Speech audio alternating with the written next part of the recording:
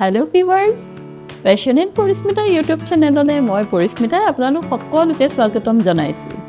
আজি মই আপোনালোকৰ বাবে এটা অতি পুৰণি ৰেচিপি লৈ আহিছোঁ। আজি মই আপোনালোকক দেখুৱাম আমাৰ সকলোৰে প্ৰিয় এটা বিস্কুট নান খটাইৰ ৰেচিপি।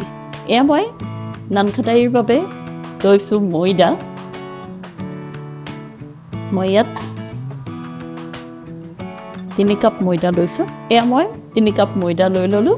এতিয়া ইয়াত মই চুগাৰ পাউডাৰখিনি এড কৰিম। মই এই মিক্সি বাতিটোৰ পৰা চুগাৰ পাউডাৰখিনি লৈ লৈছোঁ। মই এয়া প্ৰায় 1 কাপ চুগাৰ পাউডাৰ লৈছোঁ। এতিয়া এই ড্ৰাই ইনগ্ৰিডিয়েণ্টখিনি মই মিক্স কৰি ল'ম। এতিয়া মই ইয়াত সৰু চামুচেৰে 1 চামুচমানৰ জোখৰ বেকিং পাউডাৰ এড কৰি দিছোঁ। গোটেই ড্ৰাই ইনগ্ৰিডিয়েণ্টখিনি মই খুব ধুনীয়াকৈ মিহলি কৰি ল'ম। এতিয়া মই ইয়াত বাটাৰ এড কৰিম।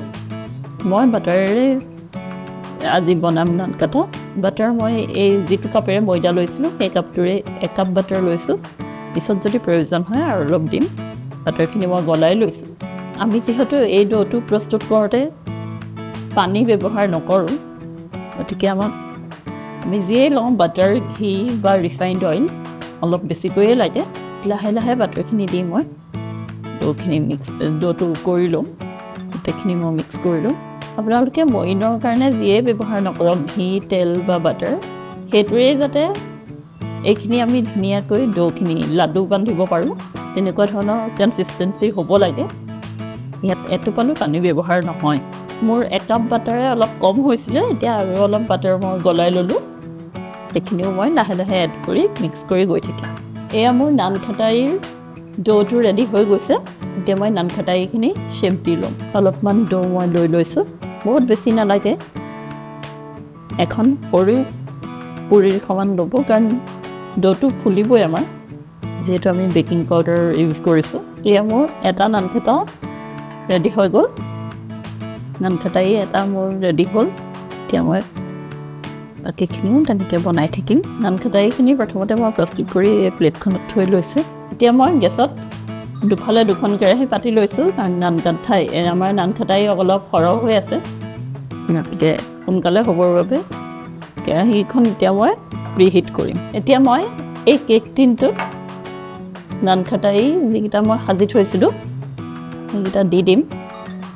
খুব ওচৰাওচৰিকৈ নিদিব, কাৰণ নান খটাইখিনি যেতিয়া বেক হ'ব তেতিয়া ফুলিবলৈ আৰম্ভ কৰিব।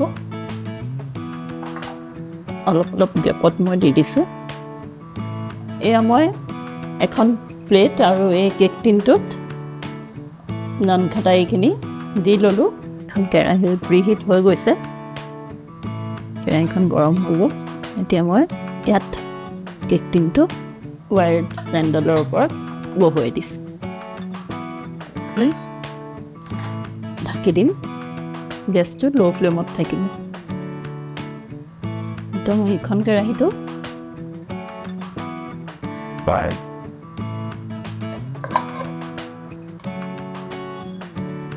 গেছটো সম্পূৰ্ণ ল' ফ্লেমত কৰি দিছোঁ। এই মই ঢাকি দিলোঁ।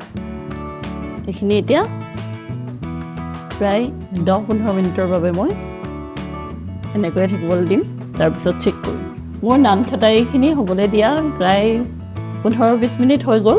এতিয়া মই চেক কৰি চাম হৈছেনে নাই। এয়া চাওক, এখন মই প্ৰথমতে দাঙি চাইছোঁ। এতিয়া মই এইটো অফ কৰি দিছোঁ।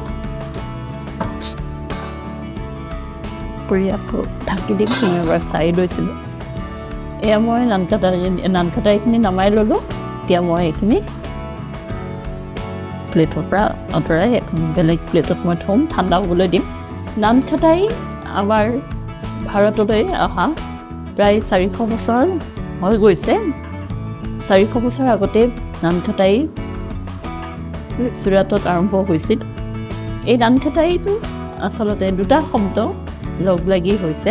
এটা পাৰ্চী শব্দ নান আৰু আনটো হৈছে খটাই। সেইটো আফগানী শব্দ। নান মানে হৈছে ব্ৰেড আৰু খটাই মানে হৈছে বিস্কুট।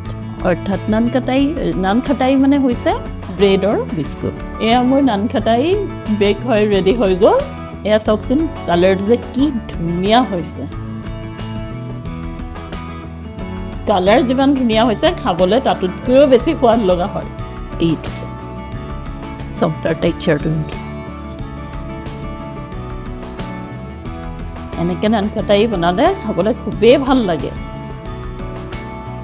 আপোনালোকেও সকলোৱে ঘৰতে বাৰ ট্ৰাই কৰি চাব দেই তেনেহ'লে মই আজিৰ মোৰ ৰেচিপিৰ ভিডিঅ'টো ইমানতে সামৰিছোঁ আপোনালোকৰ যদি মোৰ ৰেচিপি চাই ভাল লাগিছে তেনেহ'লে ভিডিঅ'ত লাইক কৰিব কমেণ্ট কৰিব ভিডিঅ' শ্বেয়াৰ কৰিব আৰু মোৰ চেনেলটো ছাবস্ক্ৰাইব কৰিবলৈ নাপাহৰিব চেনেল ছাবস্ক্ৰাইব কৰাৰ লগতে ন'টিফিকেশ্যন আইকনটো প্ৰেছ কৰি অল কৰি ল'ব যাতে মোৰ সকলো ভিডিঅ'ৰ ন'টিফিকেশ্যন প্ৰথমতে আপোনালোকে পাব পাৰে তেনেহ'লে আজিলৈ আহোঁ বাই বাই